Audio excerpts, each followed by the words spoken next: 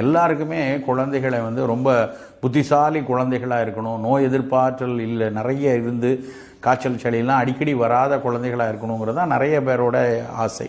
அந்த அடிப்படையில் எல்லாருமே என்ன நினைப்பாங்க, ஒரு மருத்துவரை பார்த்தாலும் சரி, இல்லை வீட்டில் பெரியவங்க சொல்லும்போதும் சரி, குழந்தைக்கு நல்ல புத்திசாலியாக புத்தி கூர்மையாக வர மாதிரி உணவை கொடுப்பா, அதுக்கு லேசில் சளி பிடிக்காத, எப்பவும் அடிக்கடி நோய்வாய்ப்பற்றாமல் நோய் எதிர்ப்பாற்றலை கூட்டக்கூடிய உணவுகளை கொடுங்க அப்படிங்கிற அறிவுரை தான் நிறைய வரும்.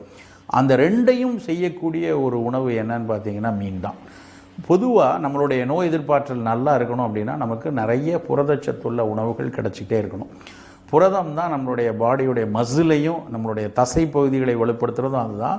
நம்ம உடம்புல ஒரு தொற்று கிருமி உள்ளே வருது, இல்லை ஒவ்வாமை கொடுக்கக்கூடிய ஒரு ரசாயன கூறுகள் உள்ளே வருதுன்னா அதை விலக்கக்கூடிய ஆற்றல், அதை முழுமையாக எதிர்த்து நம்ம உடலை மீட்டெடுக்கக்கூடிய தன்மை நம்மளுடைய உடம்புல